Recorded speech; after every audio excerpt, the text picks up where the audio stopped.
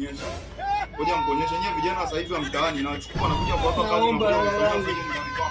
Hela hii hapa. A few moments later. Shikamoo tajiri. Tajiri. Poa. Wema. Kazi nimemaliza tajiri. Kazi nimemaliza. Kwa kijikazi hapo hapo ndani.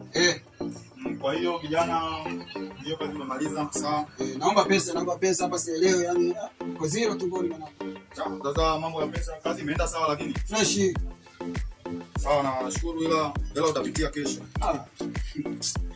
Itakuwa huzuni kwa ndugu na masera. Tajiri naomba hela bwana. Nimekwambia ila utapitia kesho kijana na maana unielewe. Nitakumaliza tajiri usipoipa hela yangu. Nakwambia. Kwa hapo bishana na mimi. Kama kawaida nipe hela yangu, mimi naomba hela yangu mwanangu. Hatimaye leo. Nimekwambiaje hela utapitia kesho. Today is our day. Naomba hela yangu. Kijana utapitia hela kesho, acha mabishano. Na nakwambia utoke nje ya geti langu. Tajiri. Niachie. Kama unanijua, kama unijui utanijua leo. Unajua t-shirt yangu nimenunua shilingi ngapi? Ora tajiri.